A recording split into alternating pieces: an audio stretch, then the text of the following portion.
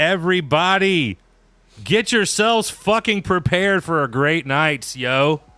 I got my boy B here, everybody. Hello. From Heavy Mojo, Blood Plums. Yeah, and now Anthems, and then there's another project me and Priest are working on, the Stereo Gypsies or Stereo G's. So, yeah, musically schizophrenic. As long as I can make noise, I'm happy. Dude, I respect the shit out of that, man. The drive that you have to be able to have so many musical projects just throughout the years just goes to show you're just like willing to try like everything that you love, and that's fucking dope.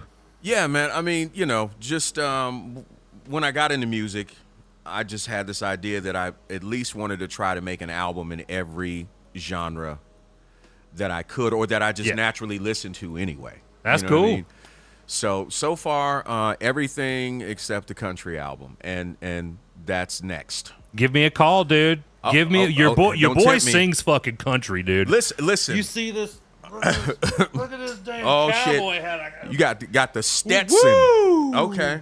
All right. All right. We were talking about fashion. This got a little bit of fuzz on it, but forgive me. Forgive the fuzz. But talk about fashion beforehand, before we got on camera. And I'll tell you what, B's one of the most fashionable motherfuckers I've ever met. It's about comfort, man. It's just being comfortable, you know. You'd be surprised what you could find at Walmart and Target. Can I say those names? You can. Okay. Yeah. Say it. Use fucking in there too, man. I don't give a shit. Okay, cool. Yeah. It's just about being fucking comfortable. That's it. You know? Yeah, man. And I'll tell you what, the more comfortable you are, the happier you are. Absolutely. Because you know, you're dressing and basically you're doing for you. Yeah. You know? And it all starts with you. So you got to be happy and comfortable with you before anybody else can. So that's one of the things that we say here on this channel whenever I close off. I'm like, you can look yourself in the mirror and say, I love you. It's okay, man. Absolutely. Because that's where you start. Absolutely. Well, that's where you start and you end, you know, the beginning and the end of your day. So I just try to make sure every day I get up, I can look myself in the mirror, and at the end of the day before I go to sleep, I can do the same thing. And so far, you know, I'm doing all right. Words of wisdom there. Words of wisdom. Mighty Quill, thank you very much for resubscribing. 42 months. Mighty Quill has been subscribed to us for 42 months consecutively. Thank you. She's incredible. She changed her name to Mighty Quill because you're familiar with Bob Dylan. Yes. You know that he has a song called Quinn the Eskimo. Mm-hmm. So that song, Quill lived in Alaska at the time, and she was like, you saying Quill or Quinn? And we were like, oh no, we're changing it to the Mighty Quill. Okay. All right. And that's Mighty Quill right there. So nice. Okay, cool. I dig it. The dude abides. What's up, Rooster? JT, how are you? Thesaurus Rex, great to see y'all this evening. Everybody, we got B here. Just good friend all around of Justin's, known him for a long time. Yeah. And we've been acquaintances now for a couple of years as well. Pre-COVID, like the year before COVID hit, since like 2018. That's right. Yeah. That's right. That was the first time we met. Yeah. Because Justin was working on those songs with y'all. And in the midst of all that is when COVID hit. Yeah, man. Yeah. What a crazy couple of years that's been, dude. Dude, man. But we made it, man. You know, we did make it, and I think that it gave creatives like yourselves an opportunity to write some music about those experiences, get that kind of off your chest a little bit. Have you done anything with this new project? Kind of is that where it's headed with this new project, or? No, man. So I'll tell you what. During the whole COVID thing, my mom. Okay, so my mother loves to go to yard sales, right? Ever since a little kid, she's just a lady that gets out. If she sees a yard sale, she's gonna stop. Right. So respect. So probably about. Oh, God, this had to be maybe 2015, 2016. She was just at a yard sale, and she said, I picked up this piece of musical equipment. I don't know if you can record with it or whatever. I don't know. And so she bought me a box, and I never really opened it. I was like, because it's your mom, you know what I mean? So who knows what the hell it was. So, this was like stained glass plates or something like that, you know what I mean? And my mom is like the most non-musical person ever. So I never really opened the box. But during COVID, I opened the box, and it was a Boss CD 1600 digital workstation at home studio. Oh shit. Yeah. And she got it from a yard sale for like $30. So this is the origin story right here, dude. Yeah, man. So oh man. So during COVID, when COVID like hit hard in 2020, I cracked this thing out the box, man. And like a lot of people, you know, we were locked down in the house. My particular job, I was considered an essential worker.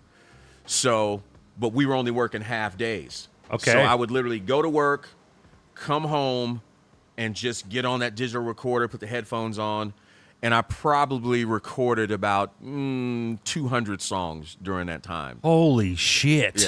Yeah. That I don't know if people will hear them. I don't know if people won't. The last Blood Plums album came out of that. But they exist, so somebody's ears are going to run into them eventually. You know? Yeah, but that was therapy, man. That's what kept the demons at bay and kept me sane during that whole time when the world just seemed to be going crazy. Yeah.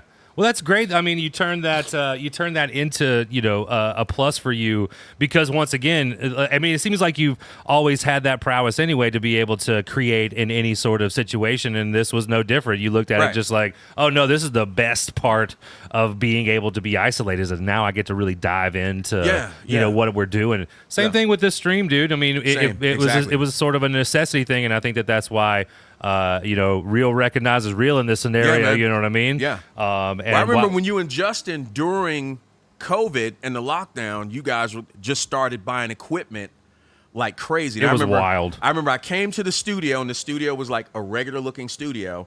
And then when I came back a couple weeks later, I'm like, these motherfuckers look like they about to break into the Pentagon. What the fuck is going on? I tell you what, it's a big part of it was the fact that this community came through and like decided to, you know, really help us expand this, which has been great. Yeah. You know, we're very, very appreciative of all of that.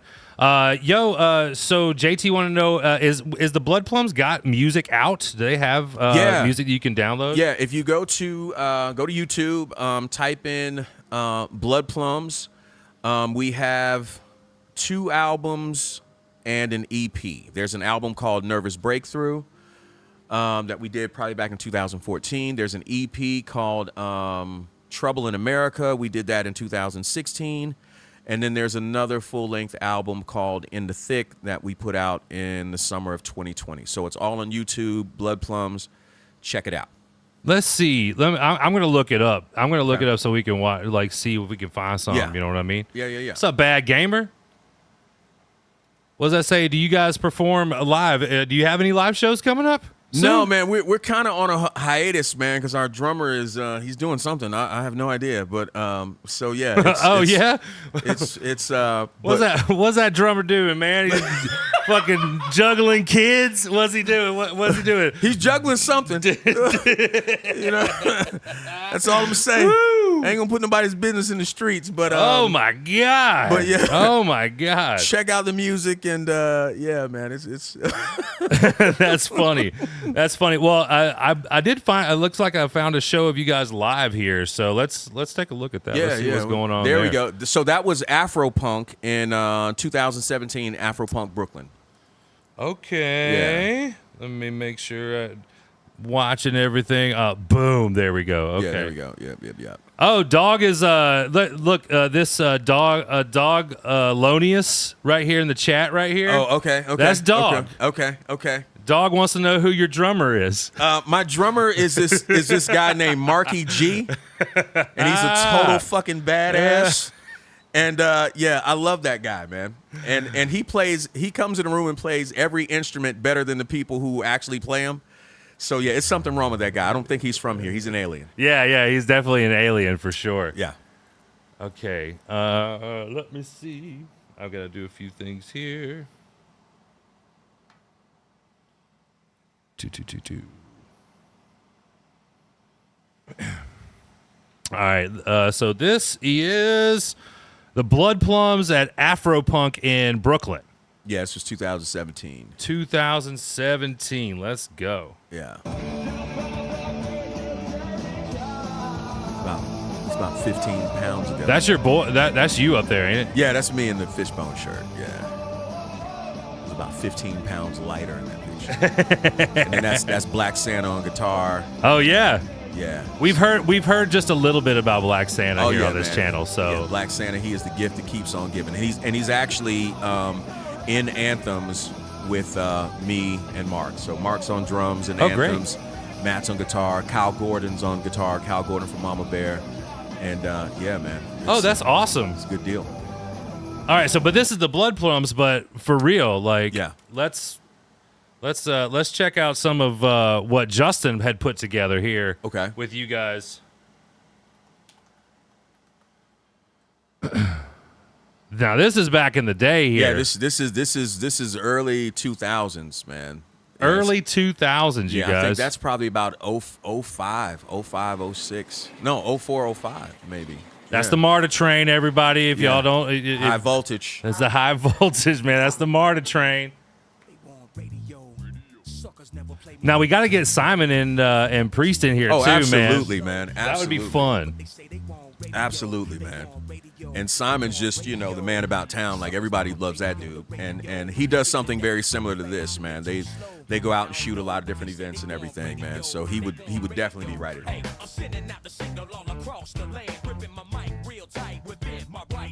So yeah, this was Heavy Mojo. This was like a song called Radio, and this was like the song everybody wanted to hear back in the day when we would play it, and it was fun.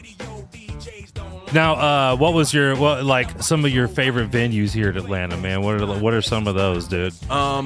So back in the day when the Loft was just getting started. Oh yeah, that's right. And I hate when I say shit like this, but we were the first band to sell out the Loft. When we had the Heavy Mojo album release party in the summer of 05, like there was a line around the block. Let's go. And we put 800 people in the Loft. I think I remember this, though. And Fire Code, I think, was only supposed to be like maybe 600. But and they basically hadn't even treated that room or nothing, dude. It was just like a concrete venue. And it was like a stage at the end. Yep. And they just kind of put just like this big sound system up in there because they didn't know what was going to happen. So yeah, what they did was because a buddy of mine worked at Center Stage and the Loft and all that, and they updated the sound system to Center Stage. Yeah, and they took the leftovers and they put them in the Loft. So the sound system in the Loft was actually almost too big for the Loft. Right. You know what I mean? Right. But when you had a bunch of bodies in the room, it sounded great. So for that album release party, man, it was, and so the Loft just kind of became home base. Yeah. Always loved playing that. Always loved playing the Masquerade in Heaven when it was on North Avenue. Right. And there was a place we used to play out in Buckhead called Andrews Upstairs. Oh yeah, man. Yeah, I remember that place. Oh, dude, Andrews was, man, it was Sodom and Gomorrah all in one. Dude. I never really had an opportunity to play in there, but I know that like there was like a lot, there was a lot of big acts that like would play in that room. Yeah, man. Just like out of nowhere, right? Yeah, they would, the people who ran it, they had a lot of money. So yeah, a lot of national acts would come through that you wouldn't expect to see there, dude. Yeah. And I saw the guy who was from the New Kids on the Block, Jordan. I forget what his name was. Jordan something from the tall one. Yeah, the lead singer, New Kids on the Block. I met him up in there. He was doing a show, and just a bunch of people up in there, dude. But that Andrews got to be home base. So right. Anytime we needed to do a show to make some quick money, people Andrews were like so good to us, man. They let us take all the door. They'd give us like 20% of the bar because they just knew it was going to be a sellout. Right. And we could just take that money if we had to travel somewhere as a band or do whatever, man. They were really good to us. I mean, having that history here in Atlanta is I think that's a big part of why there are so many successful acts that are just like. Just there's so many good acts that are out of Atlanta. Whether success is regional or just local or national, it's all a group of people that are willing to work together. Just to play music in a scene. You know what I mean? Yeah. But also not be so pretentious in their scene that they have to, that it's something bigger than it's not. You know what I mean? I mean that's one thing we really focused on back in the day with Heavy Mojo, and this was a time when local radio really started supporting local acts. Right. So that's kind of how we broke into Andrews Upstairs, was that was a 99X locals only venue. Right. And so they sponsored the shows. And one thing that we did, because Atlanta was really clicked up at the time, you know, so if you were indie bands would play with indie bands, punk bands would play with punk bands, you know, hip-hop bands would play with hip-hop bands. Yeah. Nobody cross-pollinated. Right. So our thing was, let's just start building bills that have every kind of band on it. So if you came to a Heavy Mojo show, you know what I'm saying, a punk band might open. You know, an indie band might be in the middle. You know what I'm saying? You know, we close it out. We might have a DJ, like just basically providing the background for the whole night. We just tried to get everybody from every kind of music to be involved. And it really grew the scene, and the shows being supported by 99X got to be these happenings where everybody would just come hang out. Yeah. And, you know, to me, that's what music is about, is bringing people together. You know what I'm saying? Because we're all making noise. So I never got the whole thing of, well, you know, I do this type of music. Well, I do that music. It's like, dude, just fucking play, man. I love that attitude. And big shout out. We got Just Jess Dreamin' just gave us a raid. Now, B, I'll have to explain some of these things to you, but a raid is basically somebody that was streaming just before us, and they took their audience, which Just Jess brought 13 people over to this channel to say hello. And so welcome in, everybody.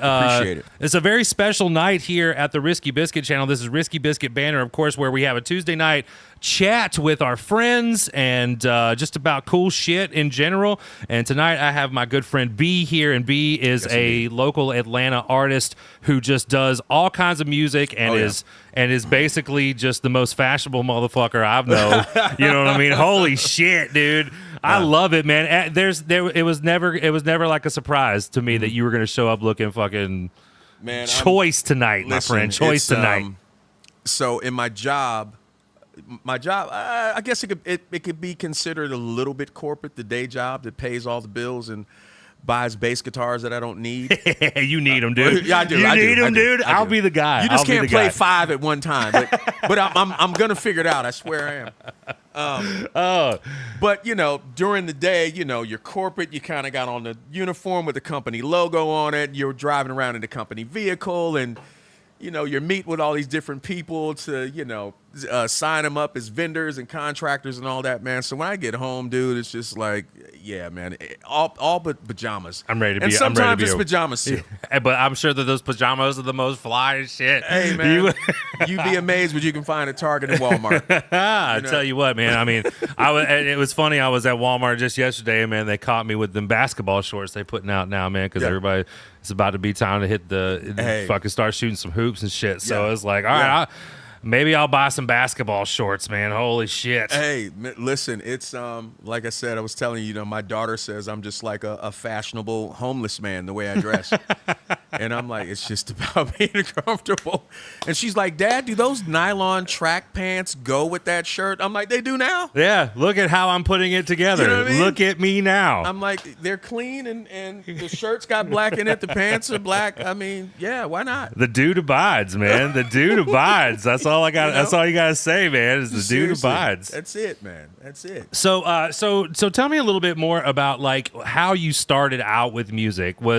What was maybe somebody that kind of like maybe the person that introduced you into playing music or being creative in that sort of space? What's the story behind B's creativeness like that? Okay, man, this is a bit of a yarn. So let me. That's fine. I think I wanted it to be. I wanted to be this way because I'm like we are acquaintances, but this is my opportunity to probe into who B is. Gotcha. Okay, so I grew up.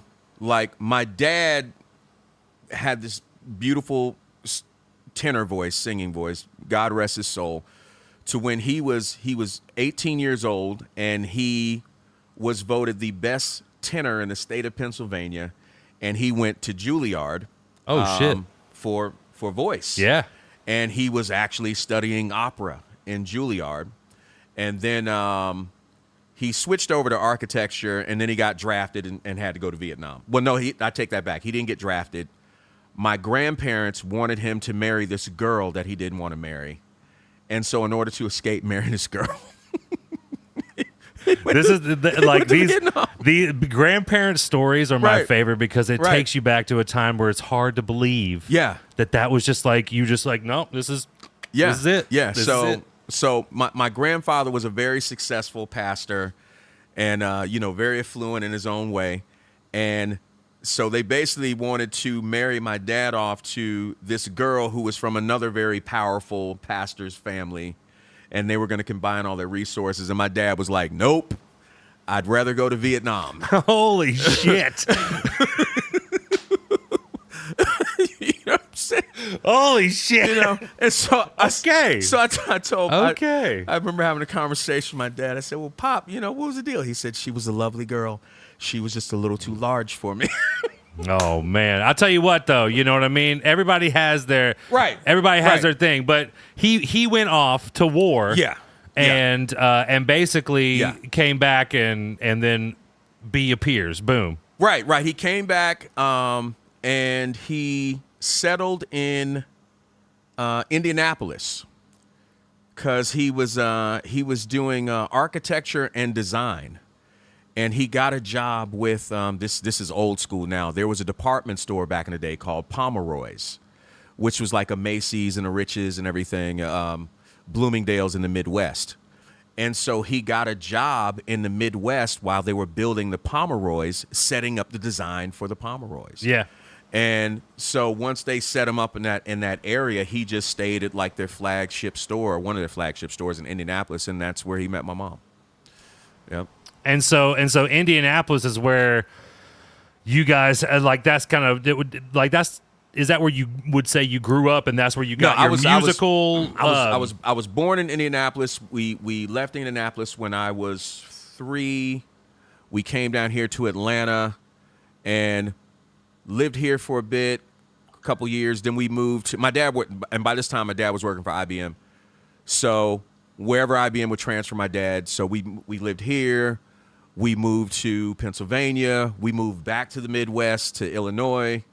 And then when I was 12, 13 years old, my parents got divorced.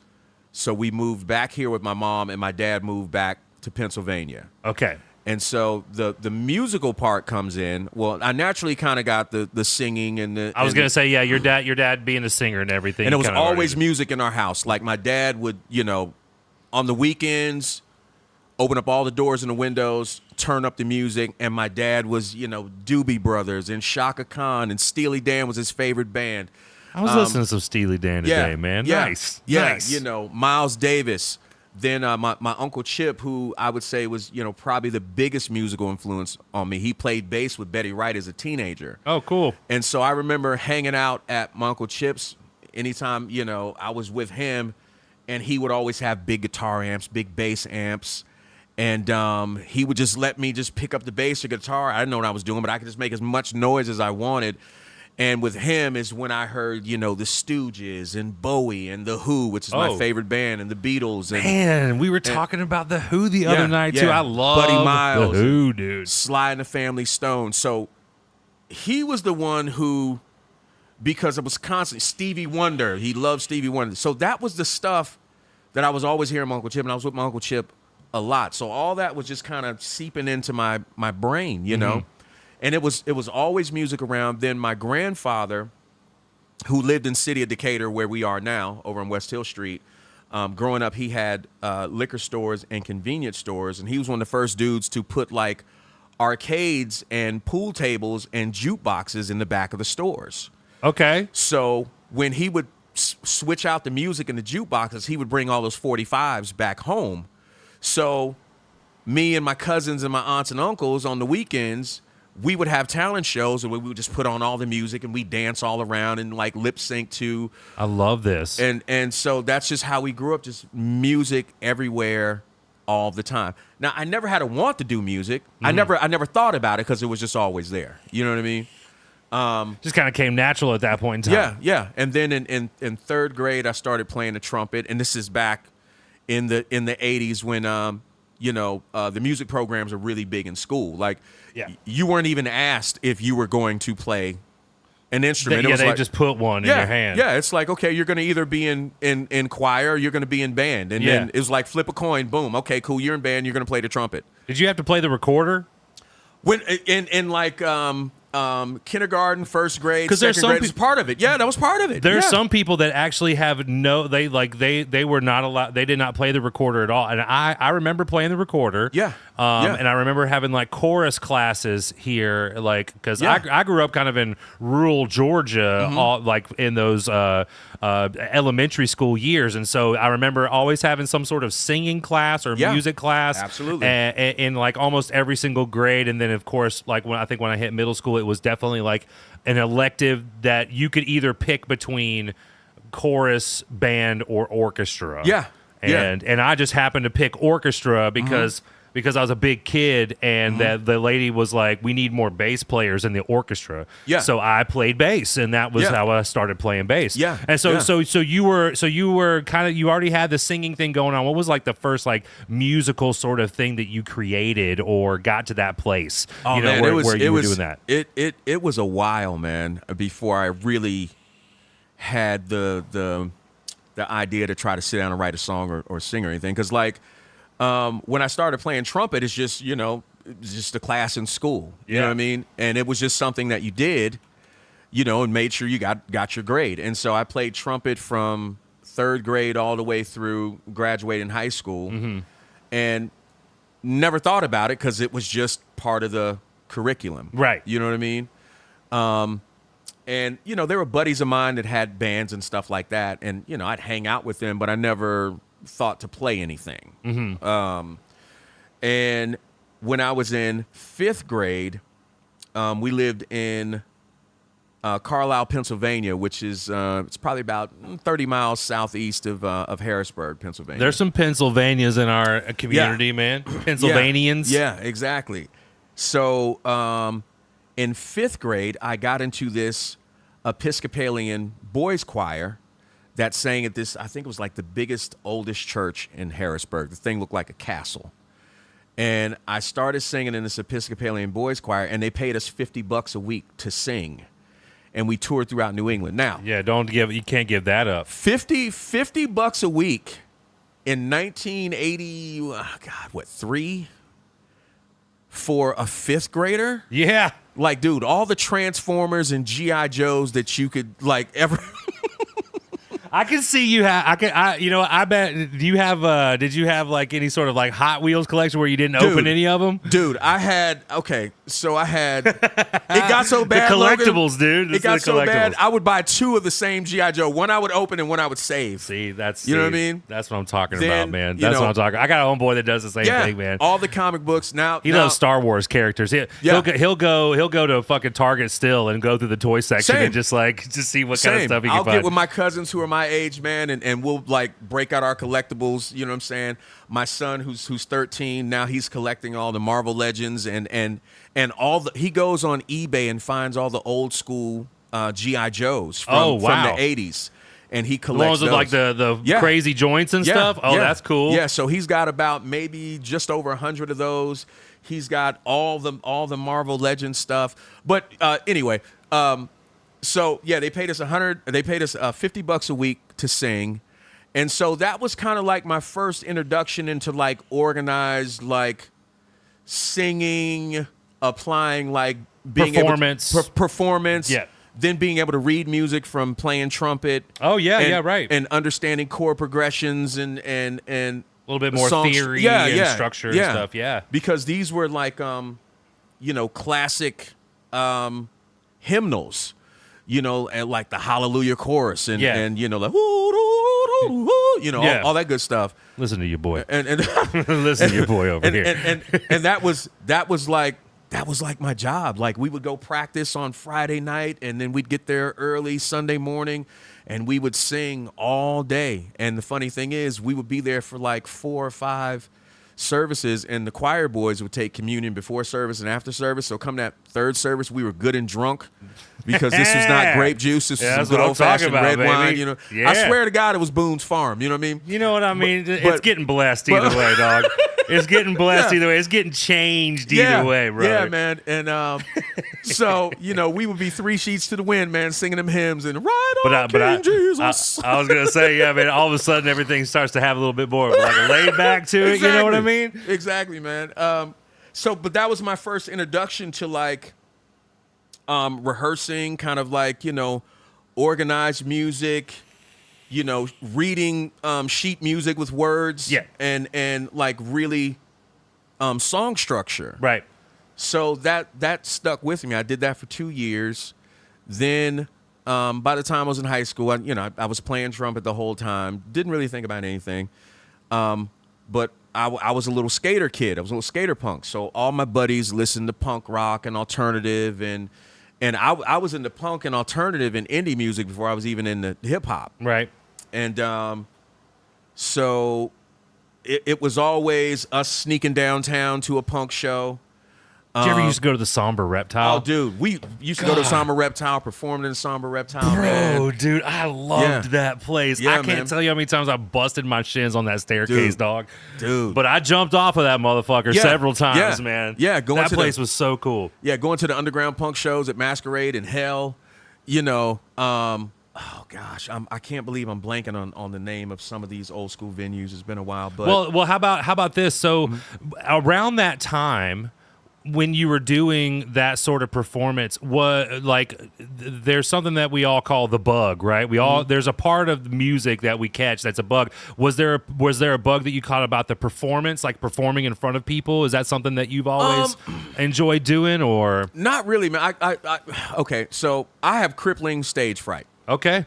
So a lot of musicians do. Yeah. A lot of them do, and it's a struggle. Yeah, the aspect of getting on stage, getting in front of people, terrifies me. Okay. But here's the thing.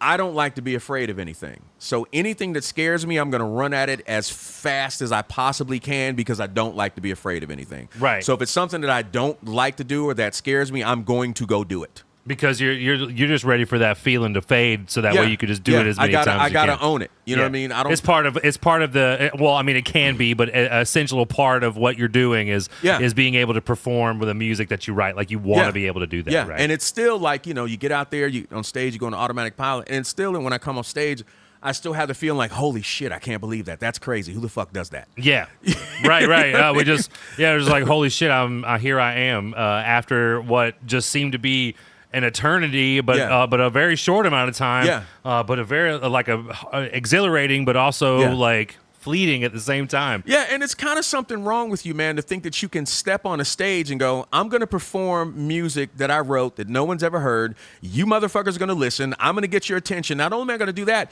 you're going to fucking clap for me, and I'm going to be one of your favorite people on the planet when I leave stage, and you're going to want more. I tell you what, there's something wrong with that. There's a character about you that you kind of have to hold. Absolutely. You know what I mean? In that regard, where that it's almost as if you're just happy to be here. I'm just grateful that I get to have this opportunity. That somebody somewhere was like, yeah, that's good enough. Let's get him up on stage. You know what I mean? And it's a great feeling. It's very cool. So that was kind of like your high school era. You were listening to more rock and roll, punk rock, all that sort of stuff. So here's how I got into hip hop, and actually here was the moment that the music bug bit me, and I was like, okay, maybe I want to do this. Yeah.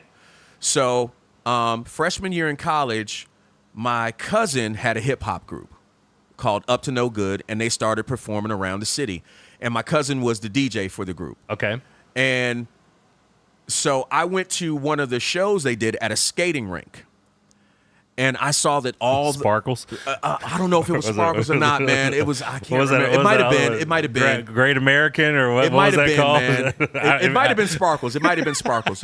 But I just remember hanging out at this show, and they did a show, and like all these little girls just went crazy. Yeah. And I was like, you know what? I want to be a part of this. So it was the attention. Well, a little bit of the attention. That's how it started. This is how I got into actually wanting to be a part of like a group or something and performing. Right. So my cousin was a DJ. They had 2 rappers. I didn't rap or anything at the time or do anything. So I talked my way into being a backup dancer for the group, which is funny because I'm the worst fucking dancer in the world. I love this, dude. I did not know this about you. This is fucking cool shit. Yeah. All because whatever shows we went to, it was girls everywhere. Right. And they would just, it was like, oh my God, you guys are so good. So that was the chief motivation. So then that group breaks up. And in the midst of that, my cousin starts another group where he's rapping. Yeah, he's not the DJ anymore. He's not the DJ anymore. Now he's rapping, and they got another kid who's a DJ, but I'm still hanging out with him. Now, I'm not in the group, but I'm still hanging out because whatever parties they go to, they're going to the coolest parties. They're doing cool shows, Right. And I'm just happy to be hanging out. Yeah, you'll carry whatever gear they need, or you know what I mean, whatever sort of muscle they need. I understand, man. I was just kind of like in awe of my cousin. Like, man, look at these dudes. Like, these dudes are like, they're out here doing some cool shit. This is just cool as fuck. Yeah, this is cool. Yeah, this is fun. Yeah. Yeah, man. So I was just really impressed, and I was just happy to be a fly on the wall. I got to hang out with them. You know what I mean? Yeah, for sure. And so my cousin started this other group, and there was a guy in it. Oh God, I don't remember his name, but he was like, "Oh yeah, man. We're gonna get some studio time. I'm gonna write all the hooks. I'm gonna write some of the rhymes." Another dude who was a DJ was like, "Yeah, I make beats. I got all these records and whatever." So my cousin booked the studio time. And I was like, wow, you guys are going into a studio? Yeah. And this is like back in the 90s where shit was still reel to reel. This is before computers. You had to cut tape, dog. Yeah, man. It's like 92, 93, right? Holy shit. Yeah. So I was like, wow, you guys are going to the studio? Can I come? And they're like, yeah, dude. So the day they show up to the studio, the dude who talked all the shit about writing hooks and writing rhymes was nowhere to be found. The dude who talked all that shit about he's a DJ, he makes beats, he's going to bring all these records, was nowhere to be found. So now it's me, my cousin, and the other guy in the band who rapped. The dude named Brother Son. And so my cousin's like, well, the other guys aren't going to show up. And the dude who owns the studio is like, well, I don't give a fuck. I'm not finna give you back this $400. Yeah. So I suggest y'all make something. Yeah. I'll hit the record button for you, but you better start doing something now. and like $400 back in 1992, 93 for like some kids who are 17, 18, 19 years old. That's a lot of fucking money. I was going to say, yeah, it's an expense for these two guys not to show up. Exactly. So I always rode around with a bunch of music in my car. So I had cassette tapes and CDs in my car. So I just went out to the car and grabbed a bunch of shit. And I grabbed shit like, Jimi Hendrix cassette tapes. I had a cassette tape of the Zombies. I had a cassette tape of Iron Butterfly. Dude, this is wild. I had, oh God, what else did I have? I had an Earth, Wind, and Fire CD. So I just brought all this stuff in. The CDs I knew had like little breaks in them that I figured we could sample, Yeah, something in there that's like got a little melody line or hook that you could use. Yeah, for sure. So, I did one song where I sampled the guitar part from Jimi Hendrix Voodoo Child where it's going okay. And then I sampled Inagata Davida boom, boom, boom, boom, boom, boom. So both those things are going down, and I was like trying to make it sound like a Public Enemy song. Okay. So we did that.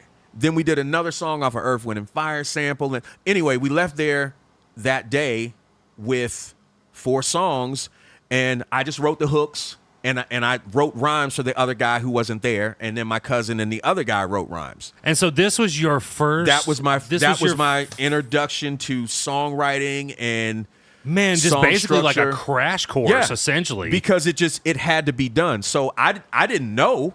All I knew was it had to be done. And the dude was not going to give their money back, and so my cousin was like my little brother. And so it was. I could hear my mom and my Aunt Pat going, "All right, take care of your cousin. Don't let anything happen to him." So if it was a thing of he went to the studio, nothing happened, and that man took their $400, somehow I was going to be blamed for it. You were going to catch the heat. I was going to catch the heat off that shit. So I was like, dude, let me just fucking like make this shit happen.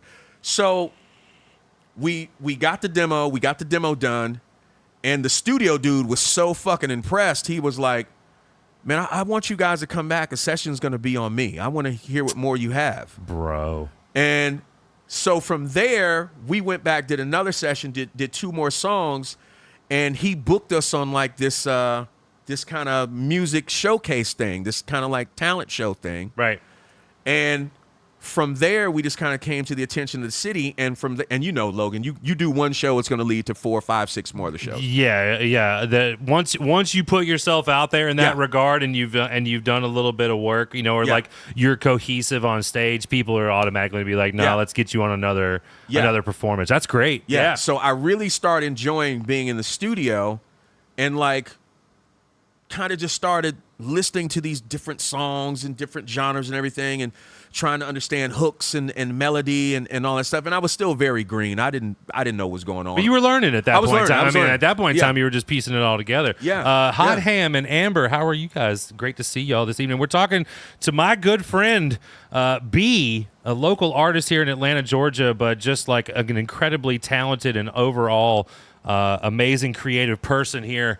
And we were just kind of discussing his background of how he kind of became the musician that he is today. And we've made it all the way up to your very first moment to like throw down some music and throw down some lyrics. And man. So, but you approached it from, I'm assuming that you like, because you had that sort of background with rock music in general, and you brought it into this space to where you were like, well, we have a hip hop thing that we're trying to do here at the studio. Right. So, but just it wasn't a matter of overthinking. It was just a matter of, okay, this is it, and here's beat, and here you go. Yeah, because I was the only person up to that point there who had any kind of musical training. Because remember, I'd played trumpet since third grade, and now I'm a freshman in college. Right. So I understood, musical composition, I understood notes, I understood, musical structure, I understood chord changes and arrangements and all that. You know what I mean? I just never applied it from the standpoint of like, I'm going to sit down and write a song. And when I did it, it was just doing it out of necessity. I don't even think I thought about it. It's just that it needed to be done. Right. So we get out, we do the first show. You saw the job. That's said it. The job has to be done. It has to be done. And so that first show led to a bunch of other shows, and we just got out in the city. And 6 months after that first show, we were signed to RCA Records. That's fucking wild, dude. Yeah. Guys. So it literally, we did a show on a Friday night, and a guy who was a local, I guess, A&R for RCA got our information. He said, listen, the top guys from RCA are going to be here next Wednesday. I would like to bring you all in for them, and you perform for them. And so we were like, okay. So we literally went to an office in Buckhead. They put on ADATs. You remember ADATs? I do remember ADATs. This is before MP3s and laptops and all that good stuff. They put on the ADAT and ADAT machine, and we literally like just performed all over the office, jumped on the conference table performing and everything. And they were like, okay. Because even though we were hip-hop kids, we performed like punk kids. I was going to say, you guys are in and out, like almost how I guess like how the Beastie Boys would kind of interchange their lyrical content and and Beastie work Boys with one were another. A huge influence, man. Beastie for Boys you were guys, a huge influence, and like Beastie Boys, Fishbone was the first like band that shout out to Fishbone I discovered that I kind of felt like was from my generation, right? That I was just enamored with, still am. Yeah, you know what I mean. Shout out to Fishbone. Yeah, Fishbone holy shit. Fishbone is red hot. So that was the energy on stage, and we would jump all around, and we would stage dive, and we'd start a mosh pit, and it was just so much fun. And when you're young and you get hit, it doesn't hurt. Yes. It's not like now. No. I mean, I work out quite a bit, but only to prepare myself for the very first metal show that I finally decided to go to. I'm trying to go see Lamb of God at least like one time. Oh, God bless your heart. I know, and that's what I'm saying is like, I know I've been listening to Lamb of God for such a long time that I know that I'm going to want to get in the pit, but I'm going to stand at the edge of the pit. I'm going to be like, is my body ready for this? Yeah. Because it's going to hurt. Yeah, and that was the thing. Loving to go to the punk shows, man, and get in the pit. I used to love that shit, and would take all my friends and everything, and so that was our energy on stage when we performed. Yeah, and so we bounced all over this corporate office and jumping off the tables and everything. And so the time it took us to drive from Buckhead back to City of Decatur, we literally walked in the door. The phone was ringing. They offered us a deal. the phone was ringing. Yeah. At the house, not in your cell phone. Yeah, this was before cell phones. Well, it wasn't before cell phones, but you needed a lot of money to have that cell phone back then. Right, and of course, you know, you had the answering machine, and the motherfucking answering machine was blinking. Exactly. It was blinking. So they offered us the deal, and it took 3 weeks to work out the deal, and I mean, a limousine literally pulled up to the house 3 weeks later. We hopped in it. We went to the airport. We flew out to L.A., and we were in L.A. for like 6-7 months making a record. And I still didn't know what a producer was, because I remember when we were meeting with the people from the label, and they flew me out to, and a guy was co-producing the album with me named Dave Pensato, who was just one of the, oh my God, best mixers, engineers, just all around great people in the industry. If it's a hit that you love that's happened in the last 30 years, Dave Pensato has mixed it, co-produced it or something. And he taught me so much about music. So they flew me out to LA with the band. Dave Pensato was producing the album. And they're like, yeah, man, so, you know, who produced the tracks? They sound really cool. And I'm like, I have no idea. And they're like, well, who made the music? I'm like, oh, I did. They're like, then you're the producer. I'm like, really? So I still had no, you know, I was still learning, you know, but being able to be in the studio with Dave, and, you know, we tracked the whole album live, and being able to understand like the different things to do with instruments and everything, and working with these great musicians and meeting a lot of cool people. So that was really the introduction, was me just being there trying to help my cousin. And then lo and behold, you know, getting in the group, my cousin in the group ends up getting signed. Right. Yeah. I mean, you know, it's I love hearing this story about kind of how you came up and being able to, like, you know, at least knowing the origin story of your background in music, because I've always been curious about how you know, you guys all ended up together. I mean, I'm sure it's a wild story, that you have tons of stories. I know that. Oh man, I was prepared to hear some stories tonight. In general, we don't have to go into them just yet. But I tell you what, you know, it's always, I always love hearing people's origin story in music, because of how different it can be. It still all kind of circles back into this like overarching creative nature. And I'm sure that you've done, like, I mean, once again, you are a walking canvas to your style and what you enjoy, you know what I mean? So it's not just the music, but it's also like kind of what you encompass. You know, you have you've kind of made a little bit of traction recently on TikTok. You know what I mean? So if you guys would like to follow B on TikTok, his handle is in the description. And you know, you have told some stories on that TikTok page that are just fucking mind-blowing. The Madonna story. The Jeff Buckley story. That's my favorite one. Because I think that it goes down to exactly what I'm talking about with being creative. Sometimes when you're just doing it, and you just do it to just do it, you're just so much more humble that you can like walk up to anybody at the party and just start a conversation with them, like you just don't know them, you know, but you're cool enough to talk to. And then all of a sudden you're like, he's like, nah, man, this is me. This is my music. And you're like, what the fuck? Well, you know, it's kind of like the naivete of a kid. You know, here I am, this kid from Atlanta, and I'm 19 years old, and all of a sudden I'm in Los Angeles, California, in this huge studio, budget's no object, and just whatever I want or whatever I can conjure up to, you know, any sound or whatever, it's there. So you have no idea. You're just a kid, and it's just kind of like a kid walking around going, "Oh, I want this. Oh, look at that. I'm gonna go here." That's what it really was. Kind of how it was when you were getting the $50 checks a week, man. You were just walking through, and you're just like, shit. Exactly. Oh, the new Optimus Prime. I'm about to go get that shit. The Megatron. You know what I mean? So being out and I had no point of reference. I didn't grow up in the music industry. I didn't know, you know. It was just people, but that's how I've always been, man. People are people. Like, I don't give a fuck if you're the president or if you're the guy making fries at Burger King. You know, people are people. You know what I'm saying? So at the listening party, when I became good friends with one of the guys who was engineering on the album, and on the week, we would work Monday through Friday. So we wouldn't work on the weekends. And it was just, everybody would just kind of go out in their own direction. Yeah, well, I mean, it was the weekend. It was like, all Yeah. right, I've been working with you assholes like an eight, it's the 8 weekend, hours a day. And here are these young kids in Los Angeles, California with pockets full of money. You're just going to get out there and lose your fucking mind. Yeah. So my buddy who was an engineer said, hey, man, I'm going to this listening party this weekend for this guy who, he's been gigging around L.A. He's a phenomenal guitar player, really cool guy.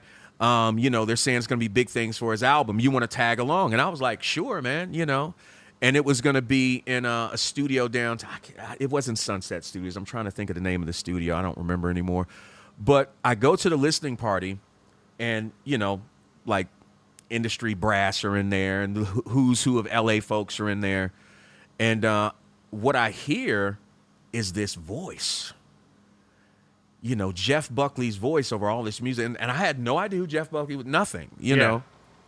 And I'm just sitting there going, this sounds fucking amazing. His voice. Was there a particular song at that time? Because I'm not very familiar with a lot of his songs, but I've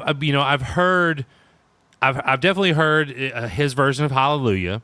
But we had our friend Danny come down, and he wanted to do Eternal Life, and I had never heard that song before, and that one like rocks. You know what I mean? That one has like a whole rocks. I want to say the song that I heard. But then he had Everybody in Here Wants You, which was like a soul sort of jam. Yeah. What was the album? Was it just no? It was his first album. It was his first Grace. album. It was Grace. Yeah. Oh shit. Let me see. I want to say the song was it Dream Lover? It was the one that goes way back, way back. See that once again, I'm so unfamiliar with his whole thing that I'm trying to remember which song it was. It wasn't Hallelujah. I want to say it might have been Dream Lover. I want to say, was it Lover Come Over? I don't know, man. But another like once again, if that was a song that you heard, you were gonna be like, what in the hell is this, dude? This is wild. Yeah, and what got me about it was this dude's range, how he could just jump from this very sensual croon to just like something that Robert Plant would be like, holy shit, I wish I could do that. You know what I mean? Like a grit in his falsetto, and it's all encompassing. So you're basically listening to it. So I'm listening to it, and I'm listening to that song, and the song is going, and that melody, I was like, fuck, this is crazy. Yeah.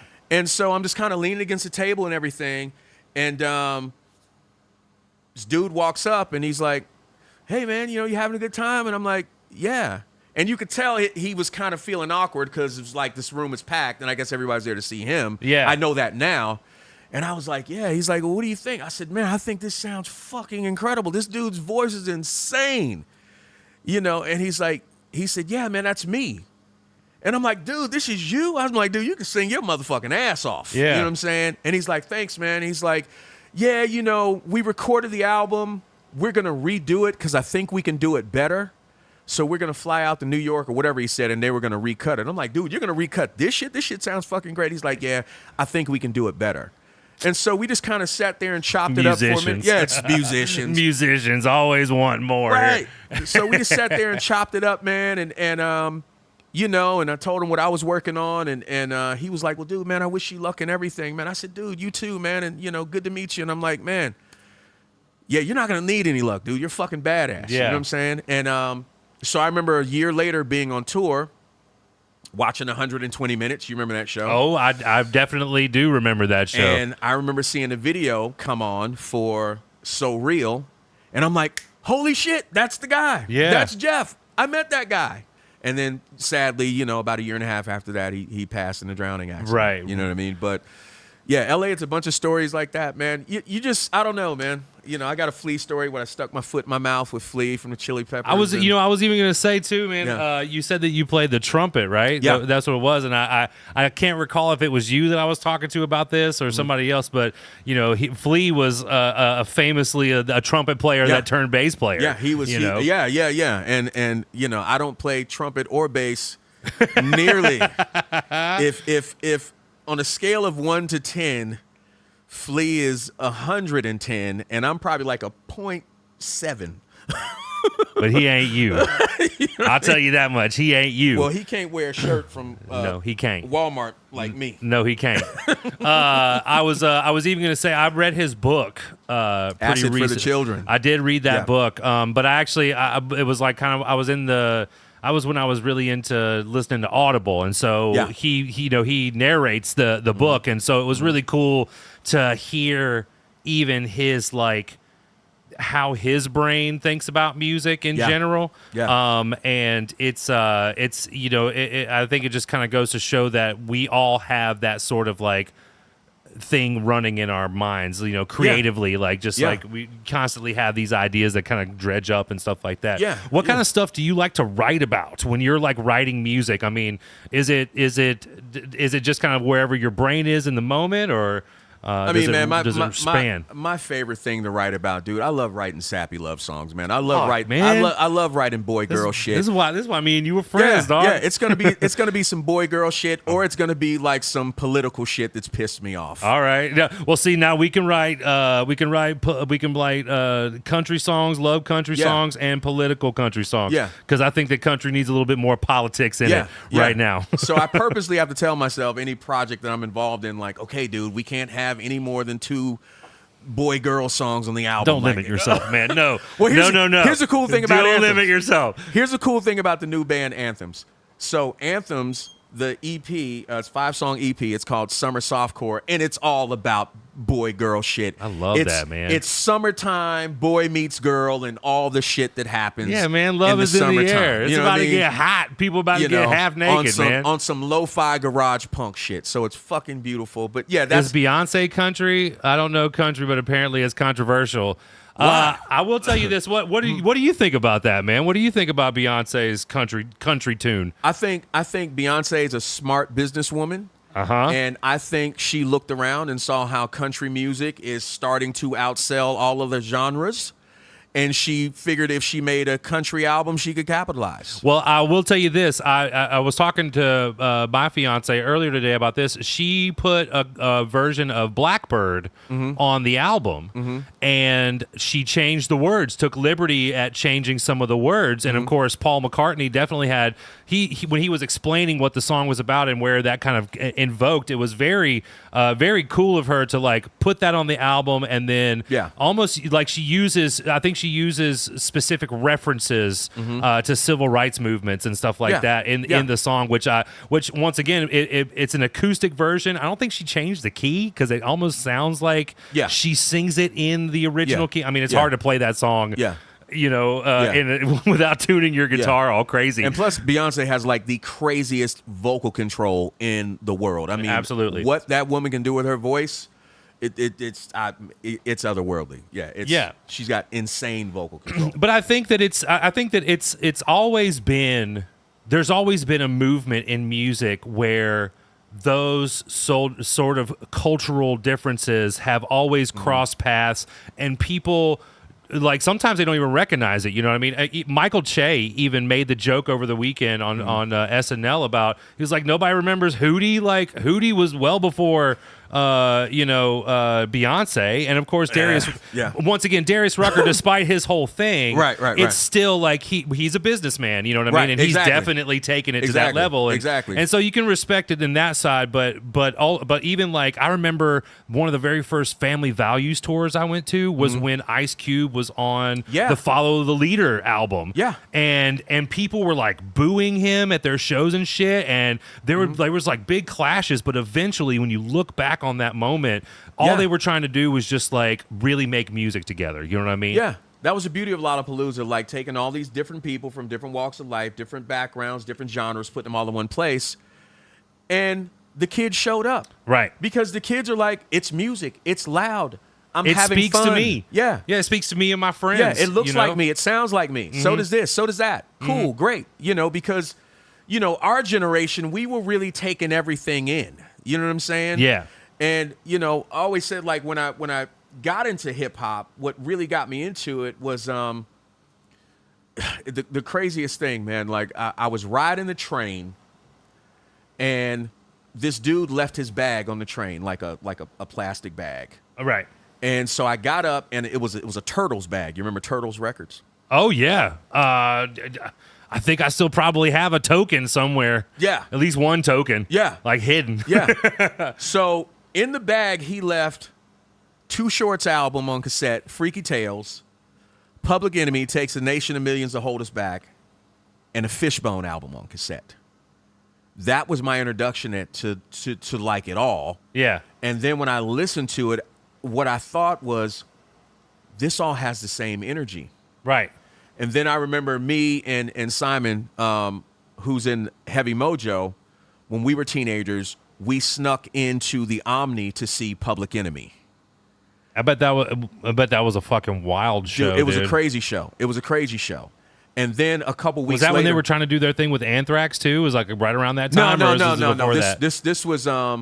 This was takes a nation of millions to hold us back. It was just that's them. right, T-Bone Mama. So we have somebody in our chat, T-Bone Mama. Okay. She plays trombone. Okay, cool. Saying Fishbone is red hot. Exactly. That's right. Exactly.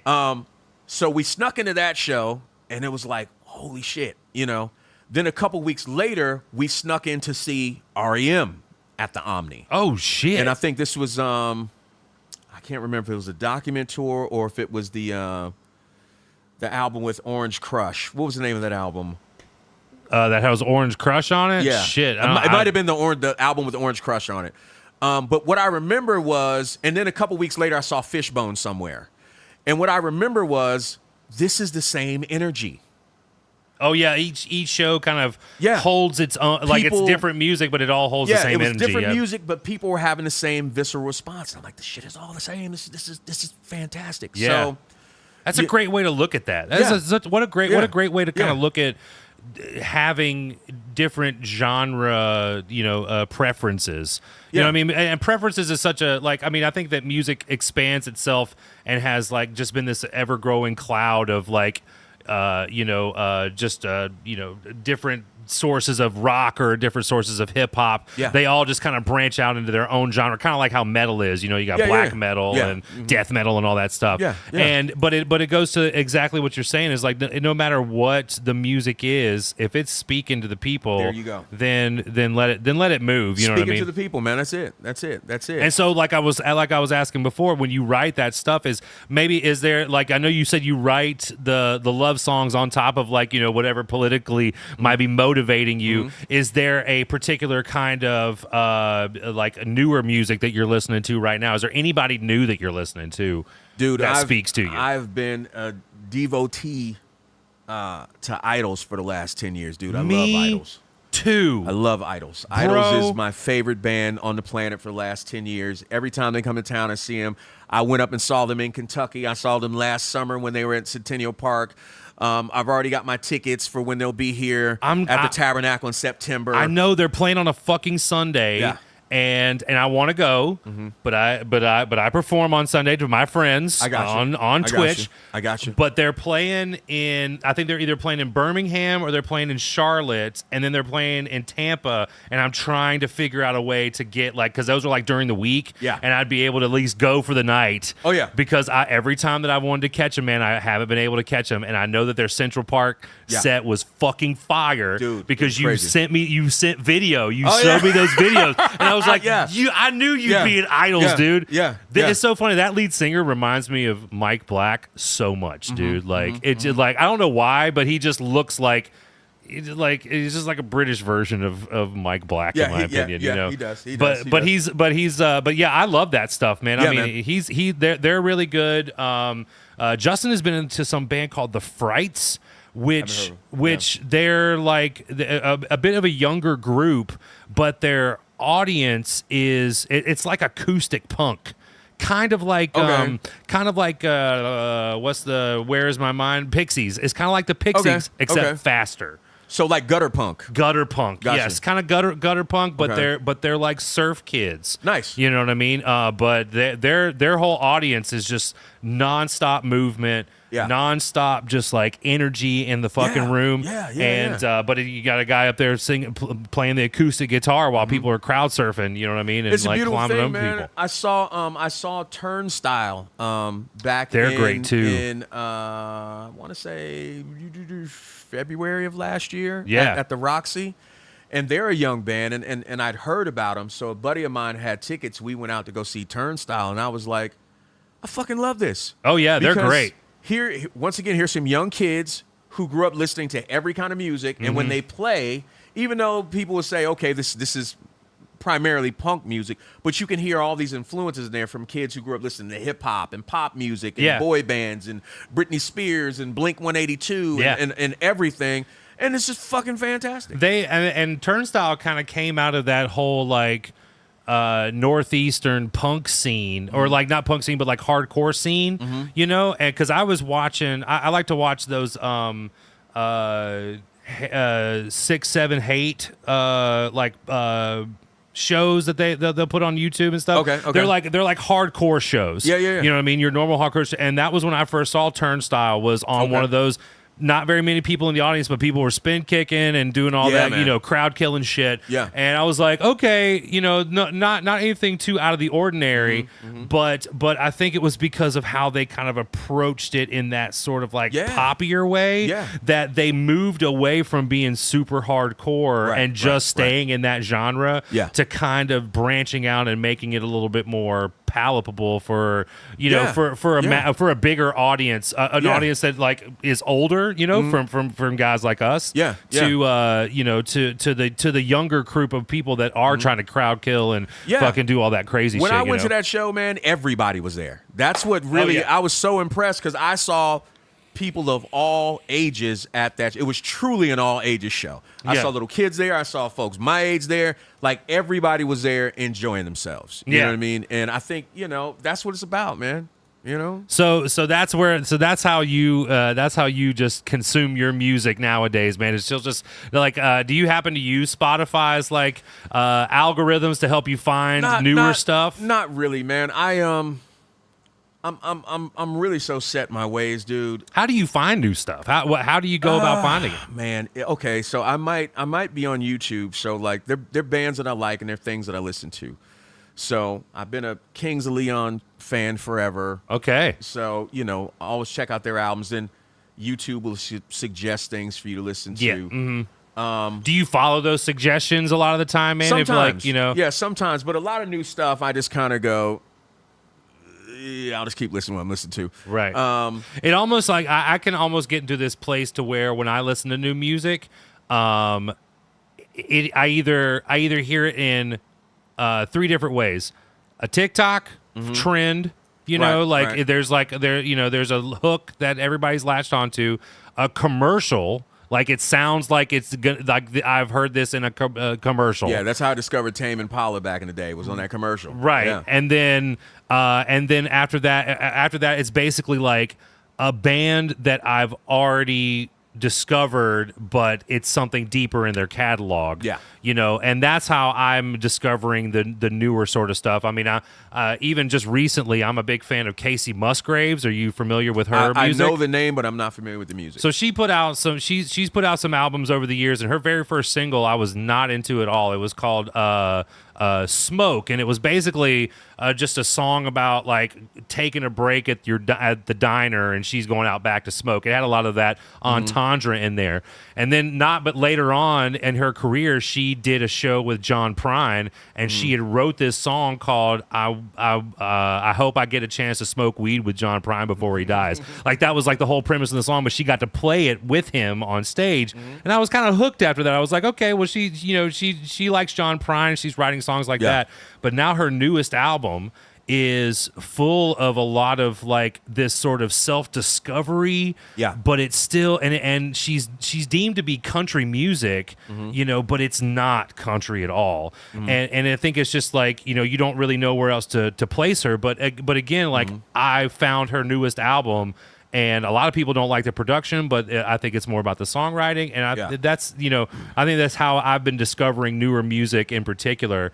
Yeah. I mean, I really like the stuff that always attracts my ear is I really like lo-fi sounding production. I really like music sounds really immediate, like Idols, like Ty Segall, like something with a little bit more of a dirtier production. You know, like early White Stripe stuff. Yeah, like the Black Keys, like the Black Lips. something raw about that whole thing. Yeah, I mean, it definitely goes down to that first experience that you had. I mean, there you go. You're basically just putting together this raw stuff. Yeah, and I think that's just kind of like the basis of all, and steeped in like all these albums that I grew up with from the 60s and 70s. So if anything kind of latches onto that, it automatically, my ears perk up like, ooh, you know what I mean? Yeah. So that's always the stuff that attracts me, just like that lo-fi feel where I can really hear the human element in the songs. Yeah. You know? Yeah, absolutely. I mean, that definitely lends itself in punk rock a lot of the time. Yeah. I mean, but nowadays, even like, I know I keep kind of going back to country, but we had talked about this earlier. So one of the bigger artists out right now is Zach Bryan. Right. And I think that's how you say it. Maybe it's Bryant. I don't remember. I'm not too into his music. I can't really connect to it. But my fiance is, and she played me like one of his like latest songs, or like when his newest album came out. He has a song where he basically just records it off of the back of his like pickup truck while he's like sitting out in the country, and you hear this like frog come in the background, and he kind of laughs, and there is like a raw element to that, because he basically just like recorded it on his phone, and then took it into the studio, probably put some preset on to enhance it, and then just put it out. And so it's always interesting to I guess chase that line now that we have the technology to do that, you know. Yeah, I mean, I'm definitely a fan of old school country stuff. Like, I absolutely love Bobby Gentry. And always have. We were listening to her the other day. My dad always used to have Bobby Gentry records, and those early Dolly Parton records are fucking insane. The production on them is really good. It's crazy. It's great to know that, like, it's crazy to know how good they were. Yeah, you know? And you listen to Johnny Cash and George Strait, and you listen to all that stuff back then, man. It's dude, it's so good. You know what I mean? It is good, and it's funny to think. It's funky. It's funky as hell too. There are some funky jams, like George Jones. George Jones, that motherfucker was drunk all the time. He was drunker and than that shit skunk. was jamming. Yeah, you know what I mean? Yeah, swing to it. You know what I mean? It had that swing to it. Definitely, man. So you listen to all that stuff, man, and like I said, it all creeps in. And a lot of the same session musicians that were playing on funk albums, playing on pop albums, playing on country albums. That's why that stuff was swinging like it was, man. Yeah, I mean, people were coming up with their own like little styles of playing the guitar. I mean, that even kind of goes true with like some of the stuff that's out now. There's that virtuoso style of like metal music, like Polyphia. Oh yeah, dude. And they're even able to incorporate acoustic and the sort of synthetic metal proggy sort of stuff. We went to go see them at on Halloween. Oh wow! And they were great. Yeah, I bet they were. Yeah, dude. Boyd came out in this giant fur jacket, and it was hot as fuck too. It was 60 outside on Halloween. Yeah, this kid's going and I'm going boom, boom, boom, boom, boom, boom, boom, boom, boom, boom. Good night, everyone. Thank you. I tell you what, man, I'm just happy that he's doing it for the rest of us. You know what I mean? Man, absolutely. He's got more tricks than he knows what to do. He's doing his it for ass us. off, man. People like, this guy is the best guitar player in the world. I'm like, listen, I can't argue. Yeah, he's better than me, and that's what I know. I know that, and he's damn sure better than me. Yeah, so, and if he's up there, I'm gonna be down here watching him. Right, right. Exactly. So what's next for? I mean, like I know you got the big you got the other bands and stuff like that, man. Are you just going to continue on with that? Is there a way that people can go ahead and pre-follow for that? Well, man, so we got basically we got 2 Heavy Mojo albums coming out in the next 24 months. Okay. So we're going to be releasing those. We're going to release one at the end of the year, and we're going to release one in the beginning of 2025. And then we have the most immediate thing we're working on is the Anthems EP, Summer Softcore. We're going to have that out by the summer. Okay. So you guys can go to Instagram and check out Anthems_official. And Anthems is let me see if I can find it. I'll put it in the chat. Can find it, because we didn't spell it right. People are dyslexic in my band.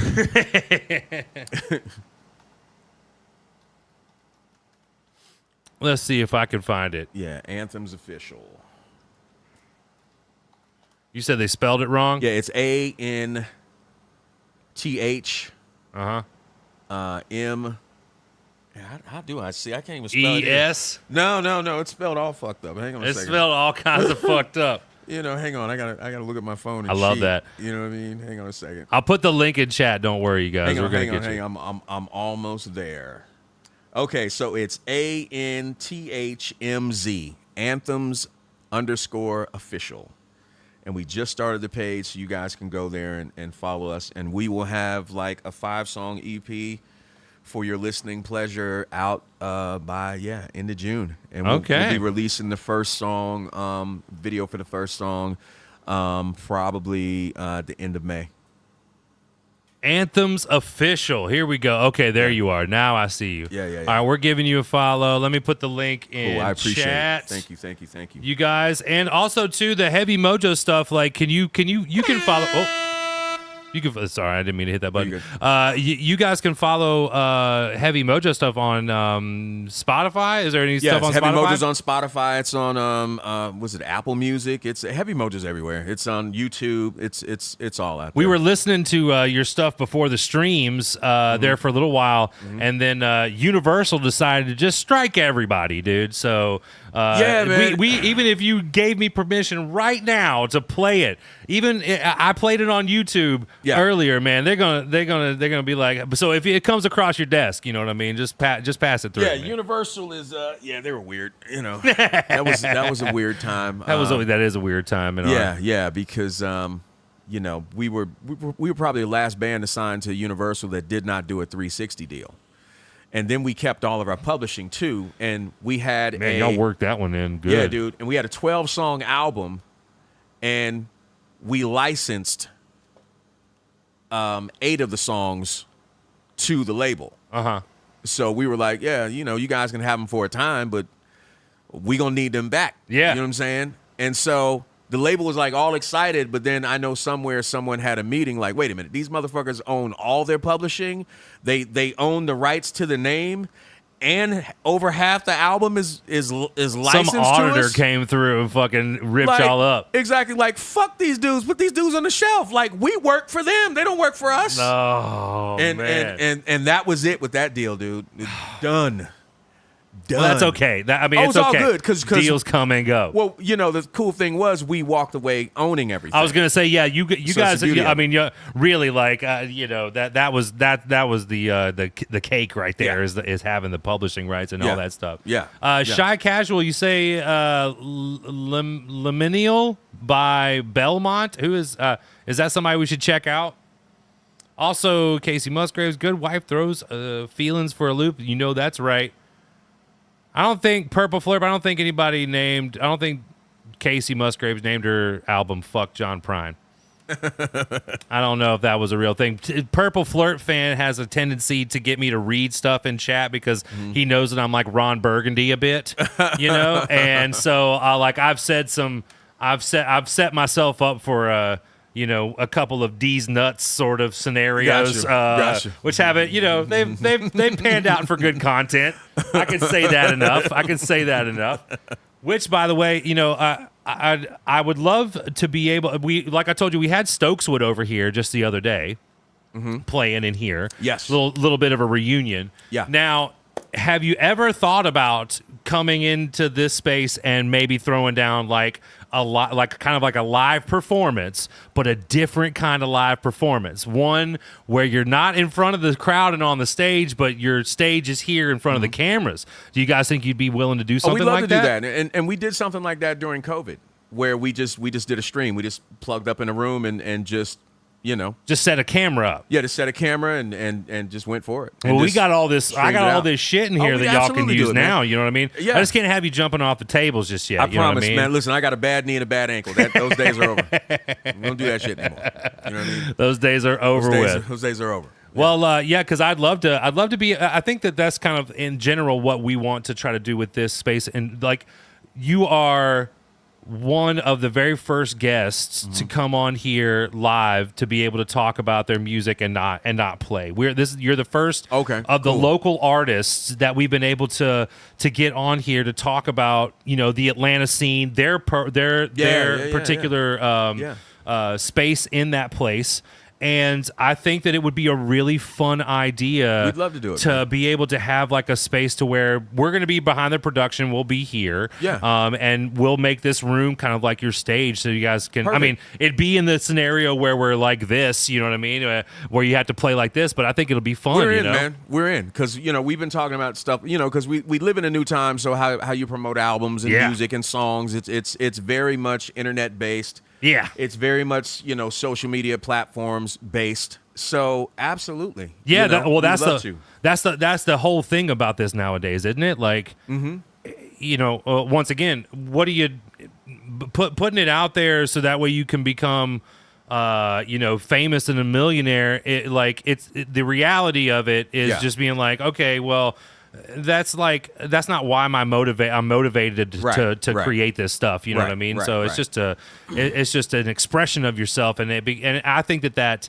it seemed like having that genuine nature comes across a lot more prevalent nowadays, which I think is the reason why there are people that can kind of blow up overnight. Yeah, and you got to think of it like this. We were talking about how to use TikTok and my grand experiment with TikTok. And, I was telling the guys in the band, I'm like, dude, you can literally put out a TikTok just like I can go, okay, cool, I'm a bass player. I like to use flat wound strings on my bass. I like to play this type of bass. Yep. Use these pedals. And depending on what I put in, like the hashtags or whatever, I'm going to connect with the community of people. Yes. Now, all of a sudden, there's maybe 1,500 people that have liked this TikTok within 24 to 48 hours that are now following the band. Right. And when you think of us coming along where we came along, dude, the idea of 1,500 people knowing about your band or seeing right, like in the middle of the day, on a Tuesday, it's crazy. So it's essential. You know what I mean? I think it's really becoming cool that way. Yeah, and it's really cool that you can connect like that. You know what I mean? Yes. Just by having a conversation about like gear that you use, how you like to record, your songwriting process, because there are people out there that go, okay, cool, I do that too, or oh man, I play semi-hollow body bass guitars. It's still a learned process. I mean, that's kind of what made YouTube like as big as it is because you were able to find your explanations about things that you maybe just did not have enough information on. You know what I mean? Like just with anything. Yeah. And I think that this has definitely led us into an era where that is more acceptable to give that sort of tidbit out. Yeah. You can find, build, and establish your community in a very short amount of time. Yeah, there's a guy that I follow on TikTok who has a podcast called Cover Band Confidential, and his name is Adam Johnson.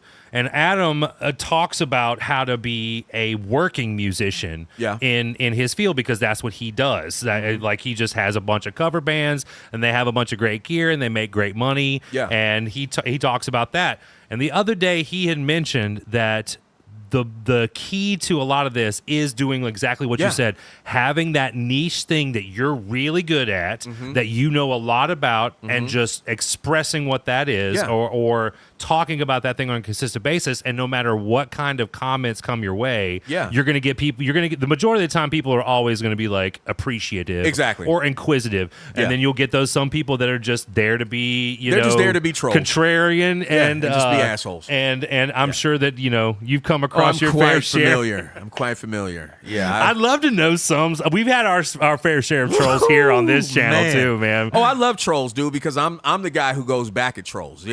I love a good troll, man. Come on, man. That was kind of the thing. Like, when we first started the Twitch thing, we were so used to having to deal with like drunk hecklers, or just some sort of fucked up scenario. And now we're like on the computer, and it's like, well, you're not in front of me, so I don't know how I gotta feel about that. So here's the crazy thing. So this is going back a little bit. So getting signed and being in a hip hop band, right? Everywhere you go, people want you to freestyle, people want you to battle, so you have to learn how to come up with everything off the top of your head. Yeah, that's a fucking feat in itself. Right. So when Shout out to Harry Mack. Yeah, so when somebody trolls you, it's like, oh, okay, motherfucker. I got something for you instantly. Yes. You know what I'm saying? It's almost like you have to have that comedic response, like a crowd response. You know what I mean? Yeah. I actually have been I watch a lot of the crowd work comedians to kind of pull a little bit of inspiration when I'm even at my solo acoustic shows. You gotta be. You have to be able to have some sort of like story or some sort of line, but also be open to a conversation to where you're not like, you know, just like, how you guys doing?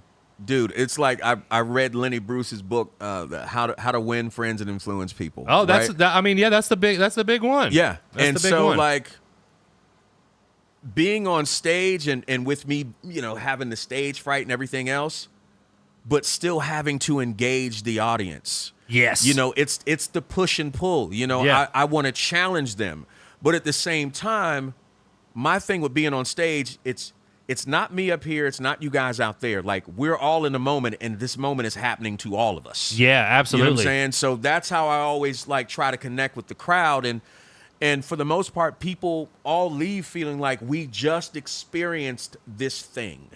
You know, there was no separation between stage and crowd. That's what I always try to focus on, because I remember, you know, the feeling that I would get being in the crowd, like feeling I was like a part of what was going on. Yeah, if you made it on top of the pile and the lead singer caught your hand and pulled you forward, you knew, like, you were like, I just happened. Yeah, that shit just happened to me. Yeah, and I would hate going to shows when the band kind of made you feel like, oh, you were lucky to be here and see us. It was like, man, fuck you. Yeah, you know? I love that. And it's bands that unless you're Tool, I guess, because I mean, there were bands that I was a fan of, and then I went to go see them, and they were such fucking assholes. So here's a story: the band Living Colour. Grew up being a huge fan of Living Colour. Living Colour came to Atlanta when Heavy Mojo was just blowing up, and we were probably the biggest thing in the city. And we got a chance to be direct support for Living Colour at the Masquerade on North Avenue. Yeah. And I was so fucking excited. And our guitar player at the time knew their guitar player, Vernon Reed. So we were like, dude, this is going to be a fantastic show. And we'd actually done a show with Corey Glover on his solo stuff back in the day, Heavy Mojo, when we were still Mojo 99. Right. So we were like, you know, it'd be good to see Corey again, you know, the whole nine. And they had all this food catered in. You remember the bar that went around the whole room in the Masquerade? Oh, yeah. Mm-hmm. The bar was all this food catered in for Living Colour. Everything you could think of. So all this food is sitting there, and they tell all the other bands, you can't touch it. You can't eat it. Living Colours, when they get here, they're going to eat it first. And when they're done, you guys can have what you want. They show up. They didn't eat any of that shit. They're all backstage with the stuff that they bought. Yeah. So that food is just sitting out there. Getting cold. Yeah. And so finally, while y'all asses are staring at it. Right, while we're staring at it. You know what I mean? They're looking goddamn delicious. Yeah. You know? And so, see them cheeses over there, man? Right. Goddamn. So by this time, now people start coming in, and then people just start picking over the food, like the people coming in to see the show. Yeah. So we didn't get to do that. And so then we're direct support. And it's like, yo, dude, we're selling out venues in the city, and we've sold out this fucking room that we're in. We've sold out heaven. Yeah. So they're treating us like stepchildren, like, yeah, you're going to, you know, you all's drum set's going to be over there. If you want to play, then that's just where it's going to fucking be. Right. And we were like, oh, okay. And they had all their shit set up, and like nobody can touch their shit, move their shit. So we had just the front of the stage. Yeah, just enough room. Yeah, just enough room. You know what I mean? And our fans were there, dude, and I mean, we lit that motherfucker up. I was swinging from the rafters. You know, you could jump off the drum riser onto the rafters. I've seen, God, I can't tell you how many shows I've seen where the lead singer or somebody climbed out. Yeah, man. And they're along the fucking doing all that, dropped in the crowd, the whole fucking nine, man. And like, our crowd showed up and they went crazy. Now, here's the thing about the Heavy Mojo crowd: they're disrespectful as fuck. Because every time we play, when we're done playing, they leave. Yeah, I was gonna say, yeah, they split. They leave. They won't stick around to see anyone else. The only band I ever saw them stick around to see play is when we were on tour with Fishbone. Right. Other than that, they like, fuck it. Heavy Mojo played. Show's over. We're out of here. Yeah. So Living Colour thought that they were gonna have this big ass crowd, and half the fucking crowd just walked out. And then we performed so good. afterwards, then oh man, come backstage. You know the guys want to meet you and all this. We were like, man, fuck you guys, man. God damn. Fuck you guys. Like you guys. You see your boy eating that turkey leg on that. Right. I know. Right. I know you hadn't I'm seen like, that. you guys have been dicks to us this whole fucking night. We went crazy promoting this show. We were such fans. We were so like honored and humbled to be playing with you guys, and you guys treated us like fucking shit. And we were your fans. Never meet your idols, man. Never meet your idols, Never man. meet your idols, yo. You know, what I they're mean? always down to disappoint. You know. And so we were they were like, oh man, come to such and such. We were like, man, fuck all you motherfuckers. You know what I mean? And we just kind of walked out like that. Now back to Fishbone, who were my idols. And we got to tour the country with Fishbone for 3 months. And those guys are the coolest, nicest, like, oh my God, man. I mean, and taught us so much about, you know, the road and performing. And Angelo Moore personally taught Simon how to stage dive because Simon was afraid to stage dive. Next time I see him, dude, I swear to God, next time I see him, I can't wait. It was like every show, Angelo would be like, you know tonight's the night.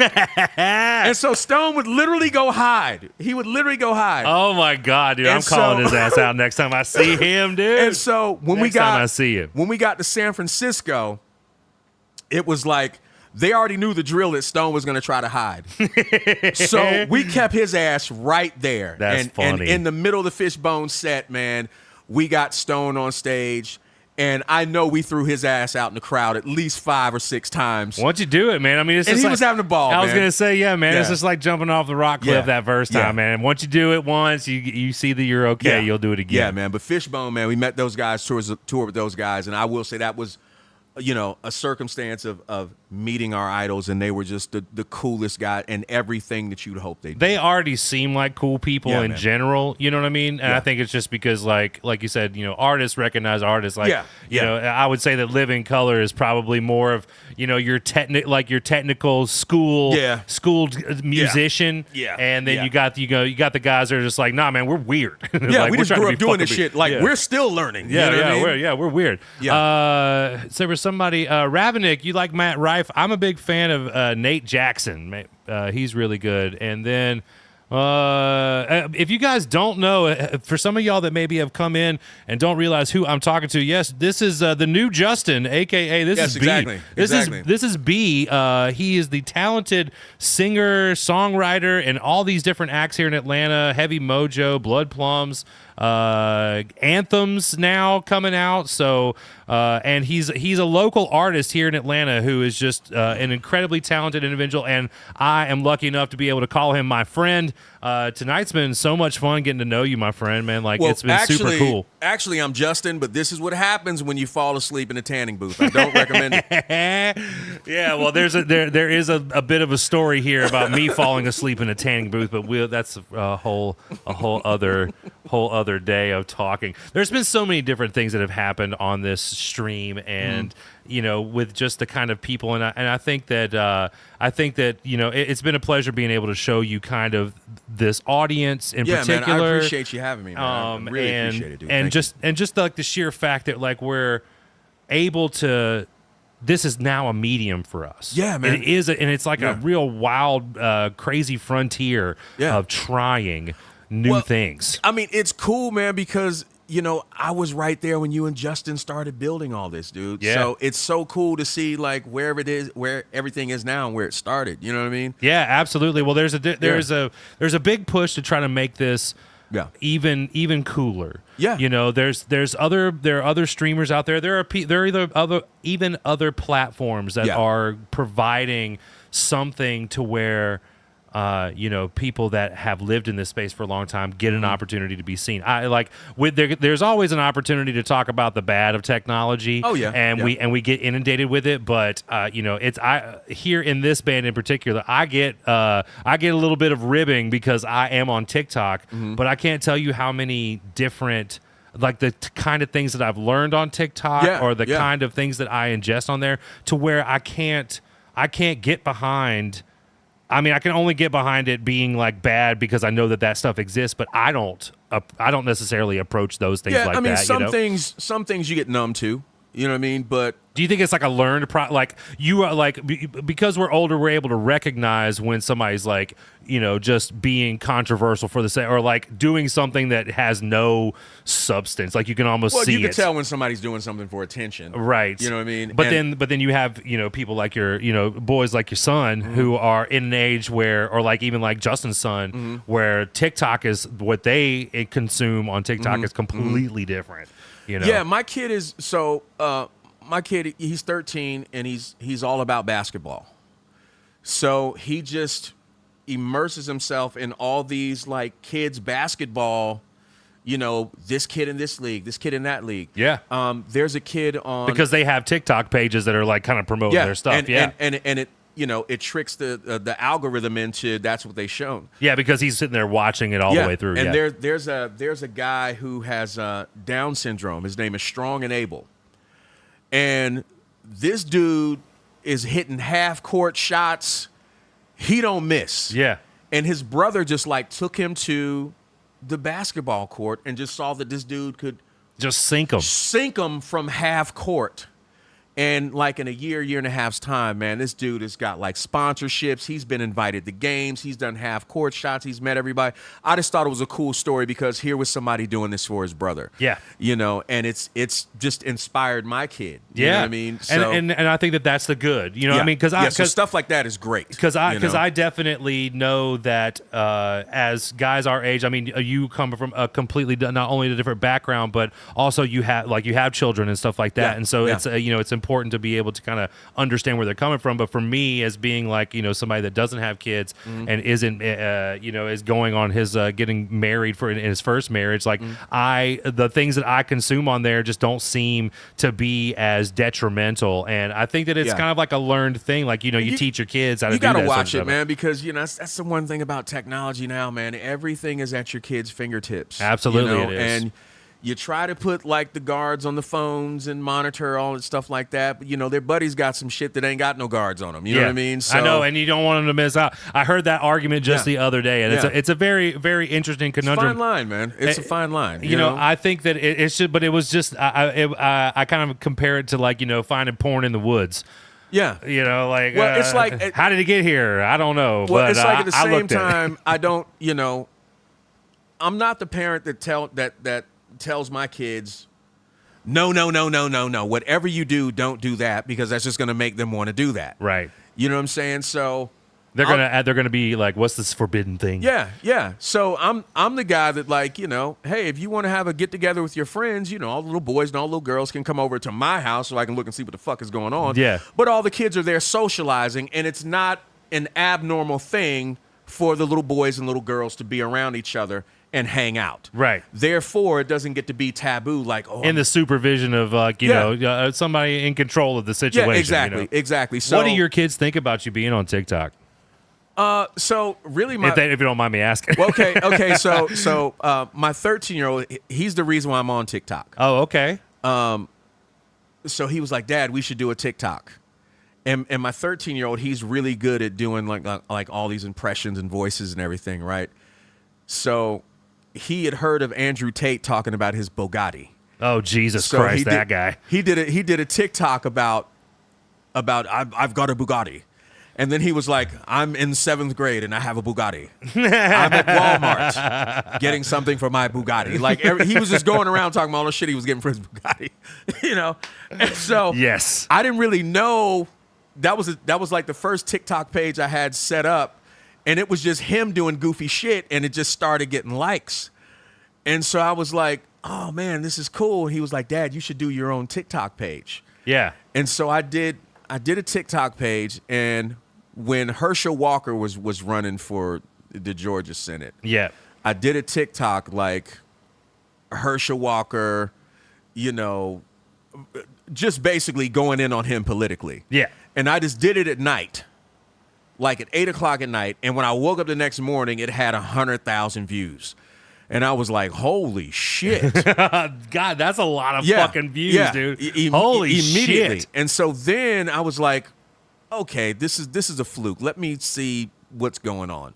So then I did a TikTok on, if you're a single man thinking about moving to Atlanta, here's what you need to expect in the Atlanta dating scene. In the dating scene here, yeah. And so I did that and did it at night, woke up the next morning, it had like 65,000 views. Wow. And to this day, that video's probably been shared about 5 million times throughout all social media platforms. You've had people like stitch it and respond and all that crazy. stuff. Folks on YouTube channels or whatever. So I just kind of got into like doing little subjects to kind of trick the algorithm into like getting views and from different communities. From different communities, yeah. People that are like ingesting that sort of content, yeah. And so what I figured out is like, you know, the more just kind of unbridled I am, like I don't give a fuck. You know what I mean? Some Atlanta shit, dog. Yeah, that is an Atlanta way to be, dog.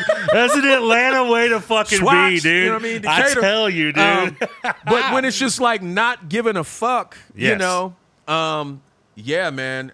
And those controversial, that could be considered controversial topics.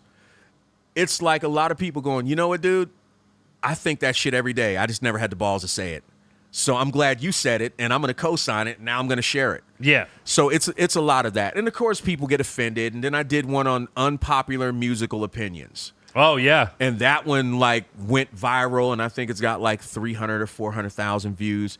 So it's just like challenging people. My thing is like, just want to challenge people to see where they are. And I feel like you've always kind of been in that place too with like your music and everything. I mean, the kind of stuff that you guys would, absolutely. write about and stuff. Well, it's like, okay, so back to music. So with Heavy Mojo, after I went through my first band and all that, and all that experience, I was kind of burned out on music because it took me a moment to get out of the deal with RCA.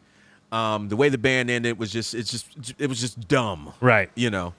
And so I stayed out in California and I was just kind of, you know, working for labels and just, you know, hanging out and you know, my mid-20s in California, and I'm living in I stayed at Dave Pensado's house. I lived in his pool house.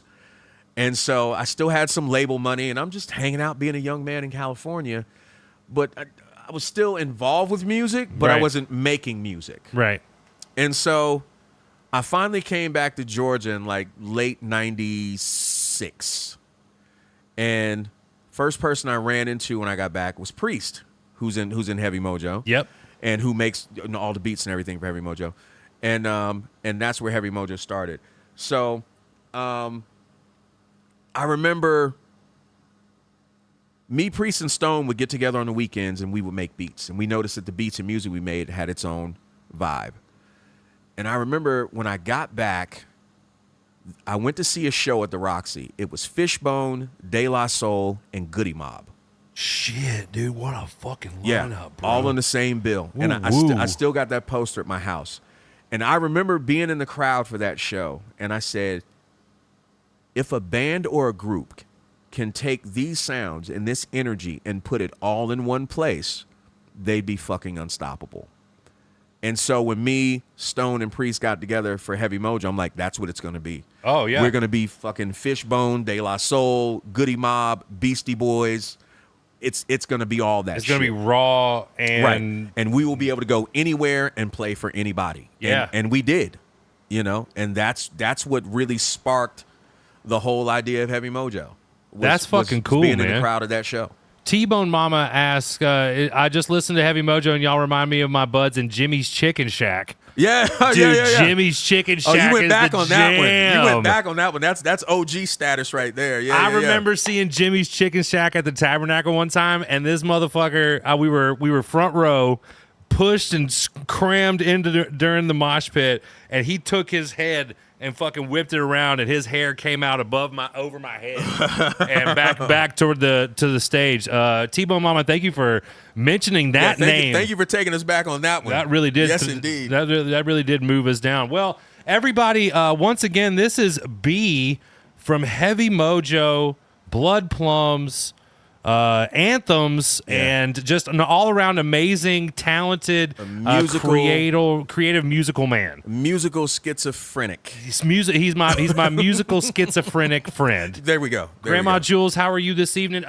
So we're gonna call it tonight, man. B, thank you so much, dude. For real. Thank you, man. We're gonna have you back on here. Yeah. I was telling you about the philosophy podcast that we're gonna be doing. I would love to be able to tap into that, absolutely, man. We didn't get a chance to go down that road, but 2 hours really doesn't that much time. You know what I mean? Man. And of course, you keep me posted about when you guys get some songs together. We would love to be able to. I tell you what, man. If we could do this when we got the anthems video ready to go, man. If we could come here, debut the video here, and perform, would that be cool? Let's do that. Okay, cool. I think that sounds like a fucking great idea. Okay, man. Yeah, cool, let's totally do that.